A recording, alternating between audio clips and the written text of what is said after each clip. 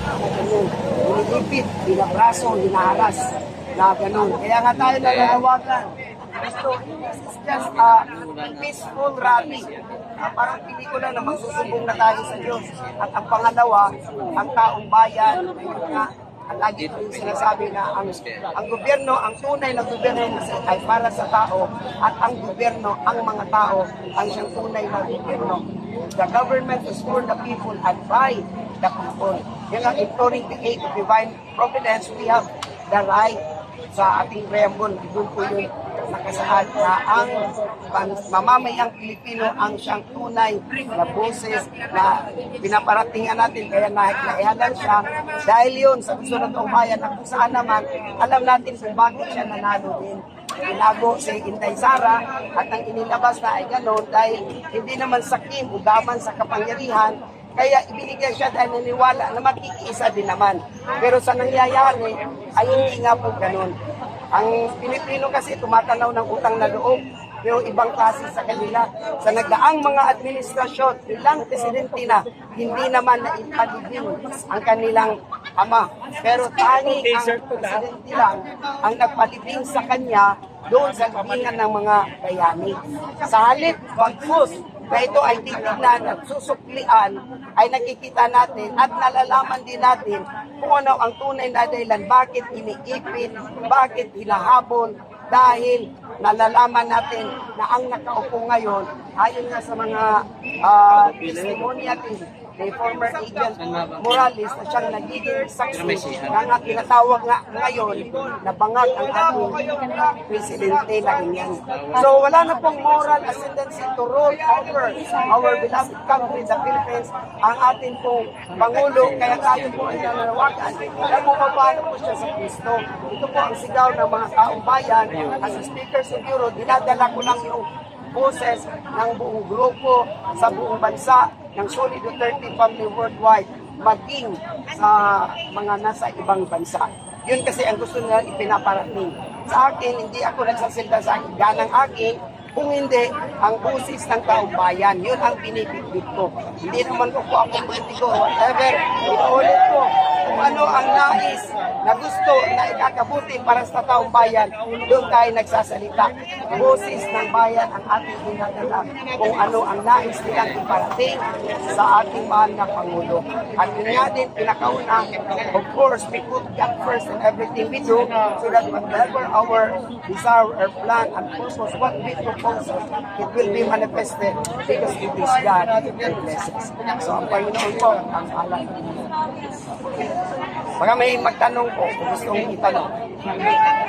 Isigaw naman natin na sa busina, Duterte! Maraming salamat po!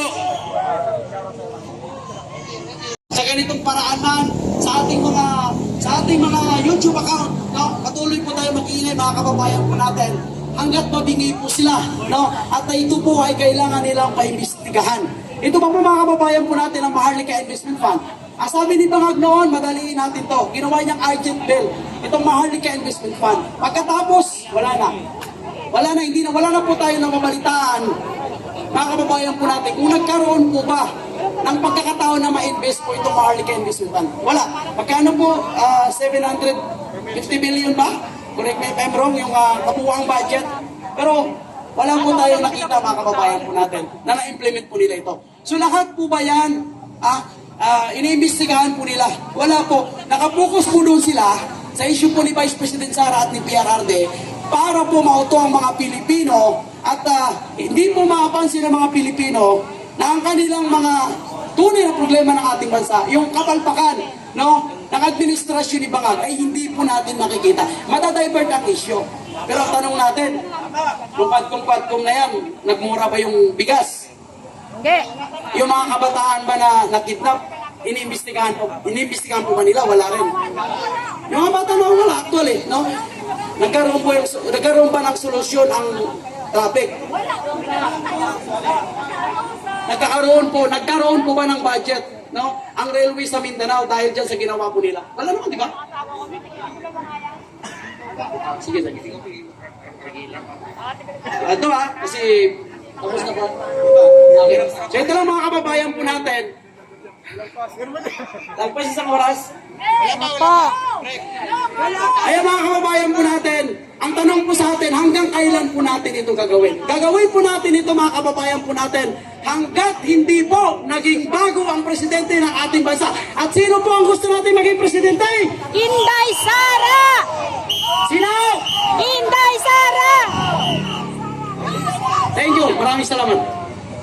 Kumakain ba yung saxophone player natin? Hello?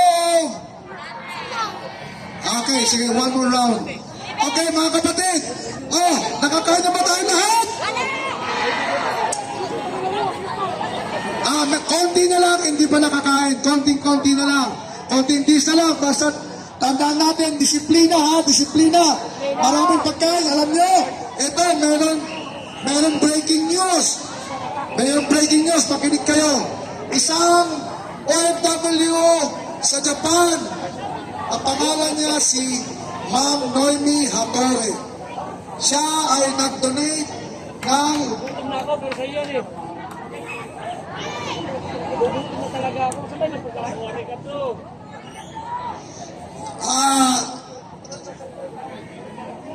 meron siyang donation sa atin na boxes of foods, mga purchase burgers at saka tubig. Maraming kararating lang andyan. Palakpakan natin! That was coursed through the DMR channel as ang OFW supporter. As in, Mr. Vlogger, yan, DMR vlogger yan. So, isang bagsak ulit! Duterte! Duterte! Duterte! Duterte! Duterte! Duterte! Alam nyo, kung kayo, if you stand dito sa tinatatayuan ko, napakagandang tingnan, hello, Pamawi, napakagandang tingnan kung lahat tayo ay magtataas ng ating clenched fist. Taas natin, pag sinabi natin Duterte, taas natin ang ating clenched fist, left or right and left. Okay? Sige, pagbagsak ka, usapan, itaas natin ang ating kamao. Okay? Sa pagsap ulit, kayo dyan, nakikinig pa kayo? Yes! Okay, ulitin natin. Isang bagsak ulit.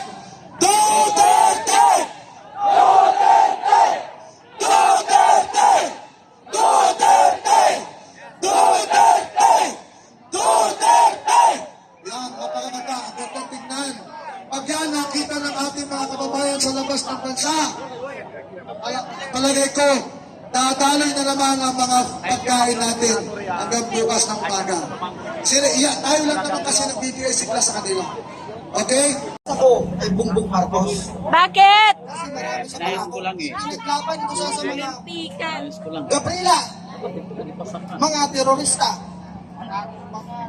mga pinklawan na nag-apak sa kanilang pangalan, na sumisira sa kanila. Ngayon, kaya galit ako. Andyan nakaupo ang pinklawan, mga terorista. Kaya nabudol ako sa kanyang mga pangako nang dahil kay Sara kasi binuto ko siya.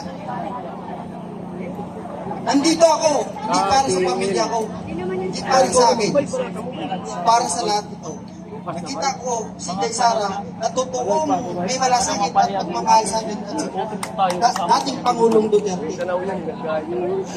Noong panahon, nandoon ako sa Iloilo, bata pa ako, iniwanan kami ng magulang namin nag-away. Ako lang ang tao na talamak ang kalakalan ng droga. Sa panahon pa ni Marcos, mura ang bilihin. Mura lahat. Kaso lang, nung nag-martial law, tahimik ang mga gumagamit ng droga. Kapatid ko, sa 8 kami magkakapatid, 6 ng biktima sa amin. Kami lang 2 kapatid, hindi kami nadala sa droga. Hindi kami nadala sa pera. Papinsan ko, kamag-anak ko, ang kapatid ko, pag gumamit siya ng droga, sabi ng pamangkin ko, ginahasa siya. Natakot lang siya nung buhay. Nung patay na ang tatay niya sa kanya na sinabi sa amin. Ginahasa. Kami muntik lang patay ng kapatid namin. Mabuti na abutan kami ng mama namin kasi sabog ng kapatid namin na panganay. Mabuti nabutan kami ng kanina namin. Kung hindi kami nabutan, sunog kami. Kasi lulong na ang kapatid namin. Lahat kami, pinsan ko, pamangkin ko, nakahawak mga bata, nakahawak ng droga. Mabuti dinala ko sila dito sa Manila. Kaya kung hindi ko sila dinala sa Manila, bangag na rin sila. Parehas lang kayo ni Marcos. Mabuti, mga kapatid ko, pamangkin ko, dinala ko dito. Ginsip ko sila. Kahit mahirap, nagpakasakali ako dito sa Manila. Naawa ako sa mga kabataan. Kasi nung iniwan kami ng tatay namin, nagpaano kami kapit sa Batanin, kaso lang hindi ako nadala sa kuba. Naghanap buhay ako, nagsarili ako, nagsikap ako kahit nahirap. Nung ginawa ko ng mama ko, doon ko nakita na hindi pala, maganda pala pag may mga magulang ka, kailangan mahalin yung mga magulang mo. Nagtataka ako bakit si Inday Sara lang ang kanila binabatay ko. Sinisilip ang confidential fund. Lahat naman may mga reputation. Lahat naman may mga confidential fund. Bakit si Inday Sara? Bigyan ko yung live. Mabait si Inday Sara sa nakikita ko sa mukha niya. Para sa atin yun. 5 minutes lang. Kasi kung nakikita ko na comments na ako ng comments, parang hindi ako nabubuhay. Parang hindi ako masaya.